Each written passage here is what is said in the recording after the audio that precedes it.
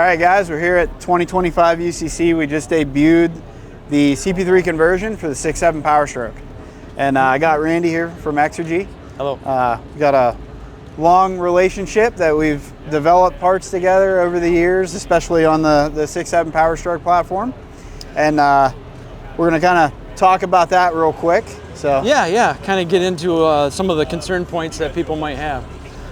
Jumping back to the history for a bit, so we've spent quite a time over the last 10 years or so, probably longer than that yet, with all of the prototype 6.7 Power Stroke injectors and pumps. We've always worked with Dan on shaking the bugs out of that sort of thing on a lot of Dan's race vehicles. That kind of goes back to the beginning of our relationship. Right, so we created an awesome relationship, and whenever we came up with the process of doing this, we only had one place to go, and that was Exergy, and that's the only place we want to go. So Randy, Randy backed us the whole way, and I think we got a really, really good product together, and we wanted to discuss some of the concerns with, I guess, how we're doing it. Right? Correct. Yeah. So I think one of the main things that sticks out as a sore thumb is probably the belt drive system. Yep, I'd say that's where most of the questions are going to come from. Right. So I know my feelings on it. I'm not concerned at all. What's your feelings on it? Same. For the applications that these are going into, I don't see a problem either.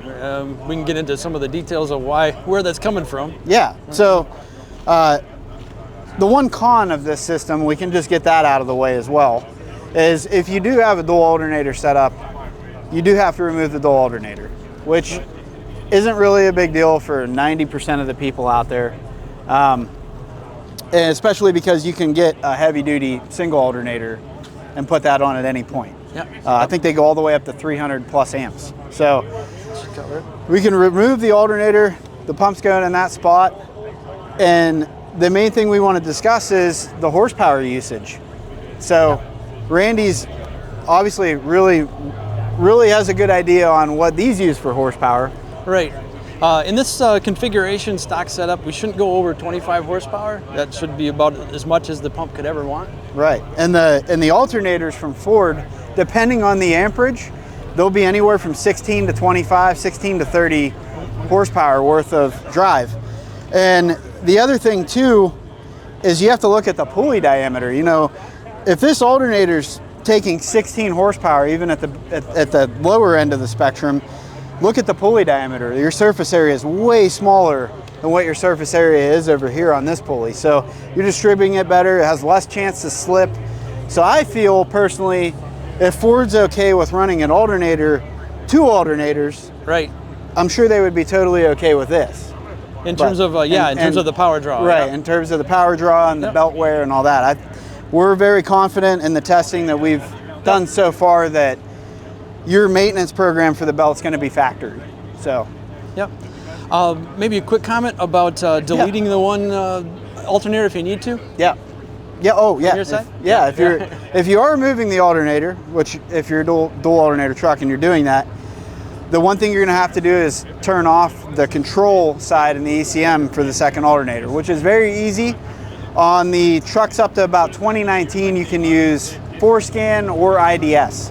On the newer trucks as of right now, I know IDS is the only option for that, but the nice thing is you can throw the kit on and then go right to the dealership and they can turn it right off. It's a very simple procedure. It's nothing special. You don't need any crazy tools other than the factory scan tool to go in and turn it off. Only trouble that we've seen with like dual fueler setups in the past over the last 20 years is at the high RPM, which these typical truck applications aren't going to see. You have to get past 5,000 or so before we've seen the belt-driven problems. Right. And those were, again, with some of our 14 millimeter pumps, the smaller displacement pumps, which this one obviously isn't one of the higher end pumps, haven't seen belt drive troubles. We've ran this pump, this configuration in testing up to 5,000 RPMs with no issues in rail or fluctuations or anything like that. So pretty confident, at least with this pump, from that as a replacement standpoint. Yep. And we've also been able to make 750 wheel, no problem, in this configuration currently. So It's only up from there. Right, correct. Right. I was just going to say, and this is designed to be the drop-in, no-tune version. Right, correct. There's higher output versions that we're going to be working on and releasing as time goes on. But right now, kind of the entry-level displacement will get you, as Dan mentioned, 750 at least. Yeah. One other thing on the belt drive I'd like to discuss is, one of the concerns is let's say your belt does break. Let's say you neglect it, you got 300,000 miles on the belt, and let's say it breaks. Everybody's concerned with that. Well, being that we haven't really added any more load than, say, running a dual alternator setup to it, that shouldn't be the reason for it. It should be a maintenance reason. Correct. So if it does break, though, obviously your concern is the truck shuts off because you're no longer driving the pump. We see that as a positive because now you're also not turning the water pump when the belt breaks. If your fuel pump is still spinning in the valley and the belt pops and breaks, you're going to continue to try to drive the truck because it's still running. In this scenario, truck shuts off, you coast it off the road, you're good. You get a new belt and figure out your maintenance program that you messed up on, right? Right. Yep. So, yeah, just to figure that. And that probably leads us into the next segment about the gear train load. Yeah. We can talk about that a little bit. Yeah. So, one of the big things with the 6.7, I'm sure if you have a 6.7, you're probably aware of this. One of the big things is the actual crank sprocket slipping on the crankshaft. So, being that you have a timing set that's all gear driven, behind your main pulley here, you have a crank sprocket that drives the cam and then drives the fuel pump gear. Well, if you have a bunch of load on that system, it's a lot easier for the crank gear to actually slip on the crankshaft because it's only an interference fit, it's not keyed. Correct. Yep. So if that slips, you have potential valve damage, you have potential rod and piston damage. It's pretty catastrophic. Yep. And I feel like this investment from a fuel system standpoint is a lot cheaper than investing in a slipped crank gear. Right. Yep.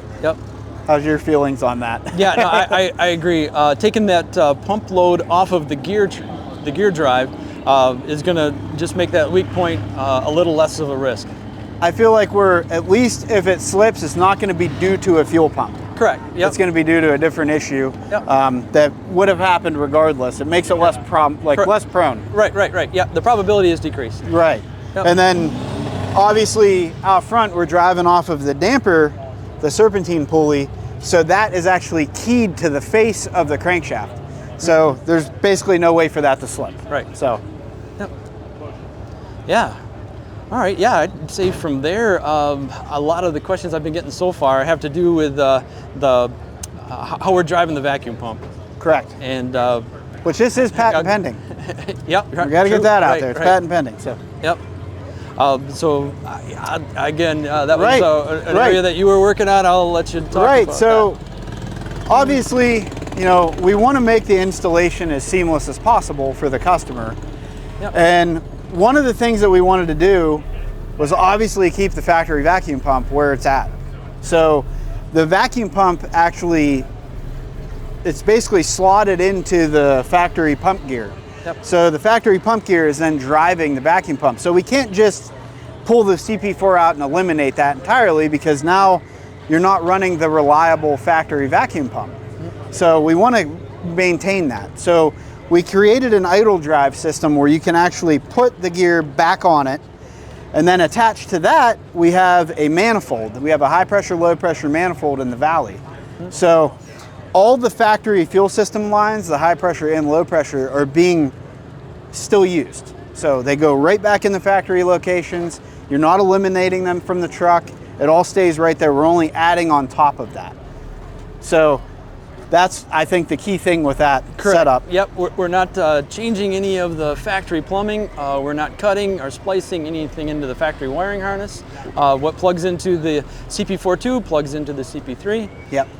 The wiring, there's no jumpers for the wiring. Right. The other nice thing too is, let's say you put this on your truck, you put a bunch of miles on it, you're like, I'm gonna upgrade, I'm getting a new truck. You could actually go from, say, an 11 model truck and say you want to buy a 25 and put the kit on it. all you have to retain from when you originally put the kit on is the CP4 itself. You're not worried about saving a bunch of nut and bolts. You're not worried about saving factory fuel lines or anything like that, because they don't come off. So the only thing to convert it back that you actually need is the pump itself. Right. Right. Yep.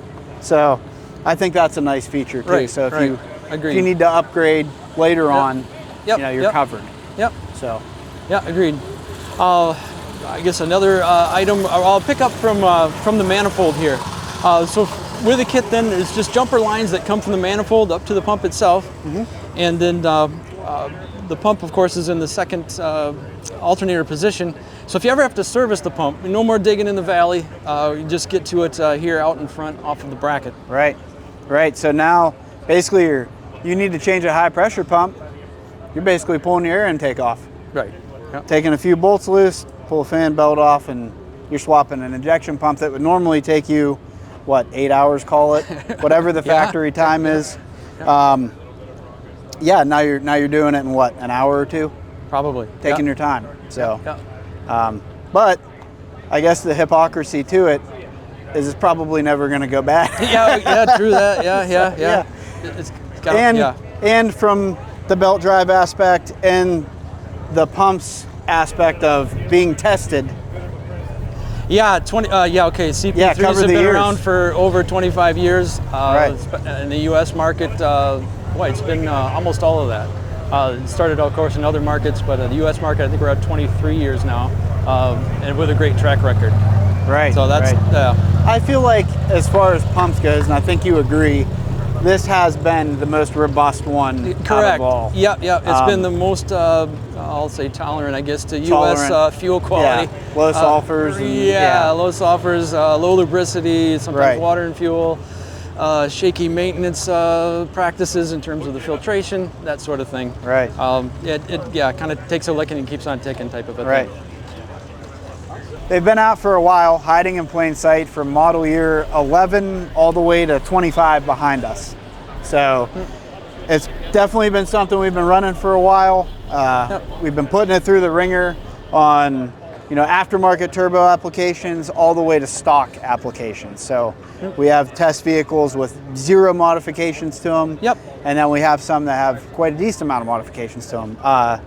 Even one of our test trucks, we have modifications to the point of we were running, a modified CP4 in it, pulled that, went to this, and we were getting very similar aspects as far as horsepower and other things. But we'll release more on power potential and everything later as we get closer to the launch date. Correct.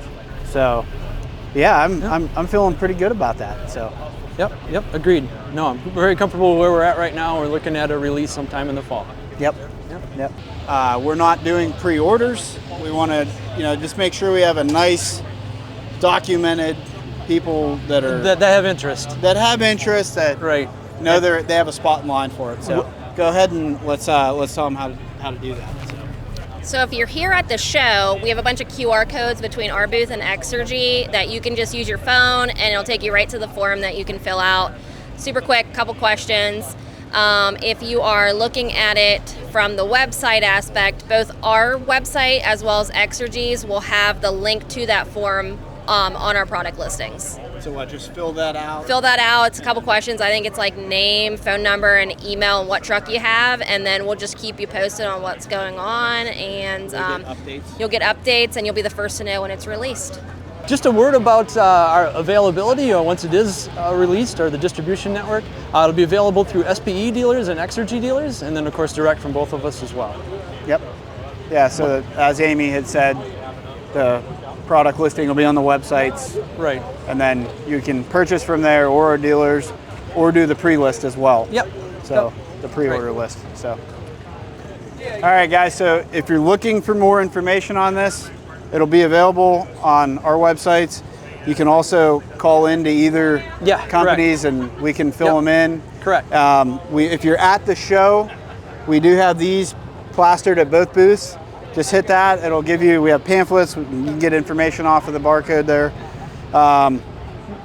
So we'll finish up our little talk here. The pump setup is codenamed CP3 because that's what it is. It's CP3. So I appreciate Randy's involvement and Exergy's involvement. We're really excited about it, and I think having two larger brands in our industry get together and work together on something this awesome, I think has been really good. I think it's going to also be really good from a support standpoint. And correct. Yeah. And I think everybody can feel warm and fuzzy about it. So Agreed. I'm pretty happy about that. Yep. But, so yeah, guys. Stay tuned for more information. Stay tuned.